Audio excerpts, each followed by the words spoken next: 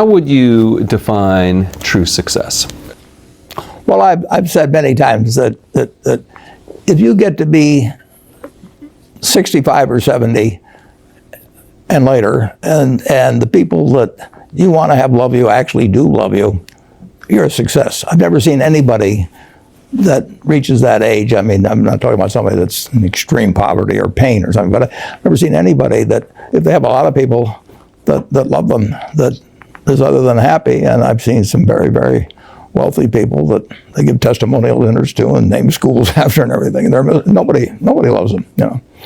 Their own kids would say, he's in the attic, you know. They never came. What are, say, 3 pieces of advice you would give to people who are looking to succeed in business?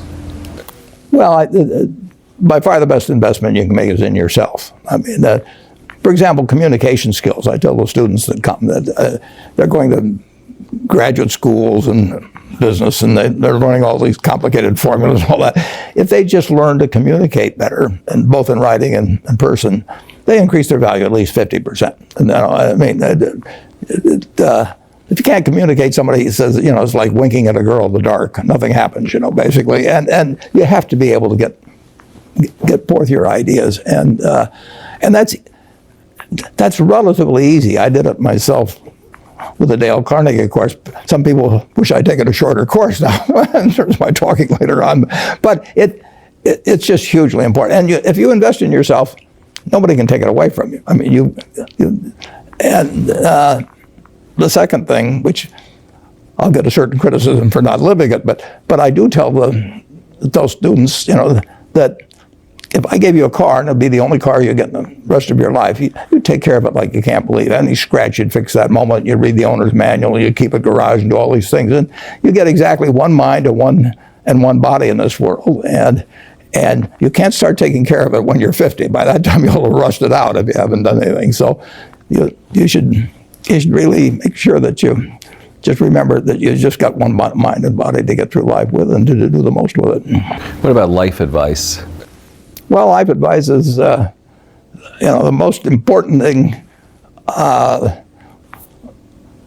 aside from the things I've talked about already, is really who you associate with. You want to associate with people that are better than you are. I mean, basically, you'll go in the direction of the people that you associate with, and you want to have the right heroes. You want people, if you want to emulate somebody, you better pick very carefully who you want to emulate. And when obviously you can't pick your parents, they're going to have an enormous influence on you, but you don't get a choice on that. But you get choices as you go down the line, and who you admire, who you want to copy, and the most important for most people in terms of that decision is their spouse. It's also important in terms of a partner in business, but the partner in life is the most important one. You want to pick a spouse that's better than you are, and then he or she, and you hope they don't figure it out too fast. Great. Biggest mistakes people make when investing? Well, they try to, they just don't realize that all you have to do is just buy a cross-section of America and then never listen to people like me or read the papers or do anything subsequently. They think that because you can trade, you should trade. You buy a farm, you buy an apartment house, you can't resell it tomorrow, and you know the cost of moving around. Now you get something handed to you, liquidity, you know, which is instant. You can sell, and the cost of doing it are pennies, you know, compared to other kinds of investment activity. So because they can so easily move around, they do move around, and moving around is not smarter than investing. You have a pretty cool morning routine regarding what you have for breakfast and how prosperous you feel. What is that? Well, I now actually send somebody over to McDonald's usually to get me something. Since the publicity I got from earlier describing my habits at McDonald's, I now have somebody go in the office, but that was more for entertainment value. I eat exactly what I like to eat. If I liked it on my 6th birthday, at my 6th birthday party when we had hot dogs and hamburgers and Coke and ice cream with chocolate, I still like it. And I don't care about anything subsequently. I discovered it all by the time I was 6. If somebody offered me a deal when I was 20 and said, you're going to live 1 year longer.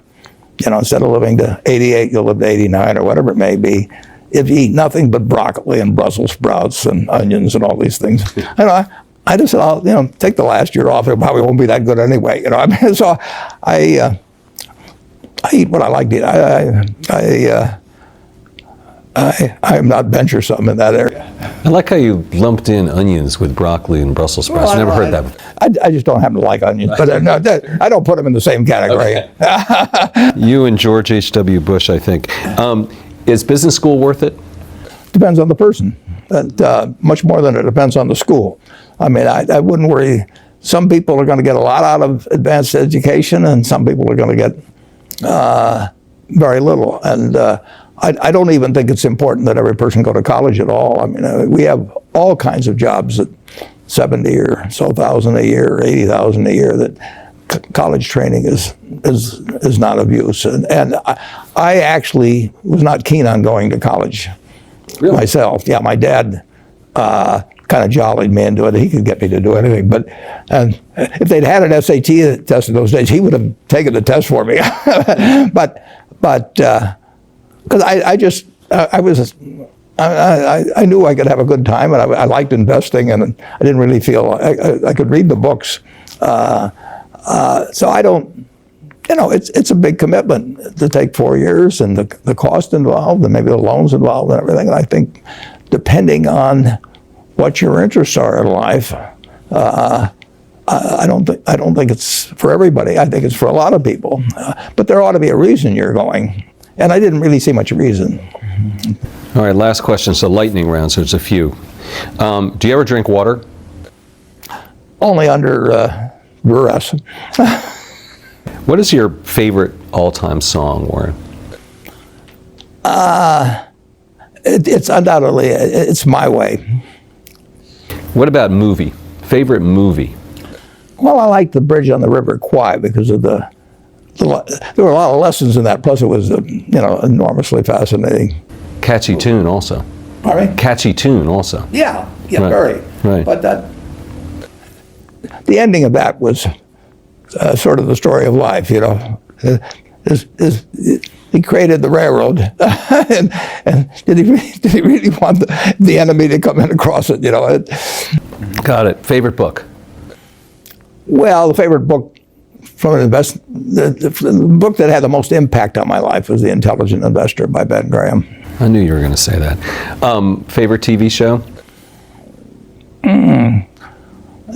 It's probably going to be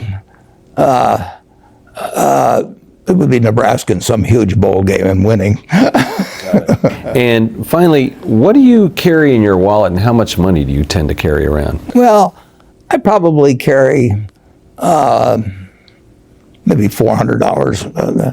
I actually my wife likes to use cash, so I just take home a chunk of cash every now and then she doles it out. She looks at my billfold and sees whether all the hundreds are gone.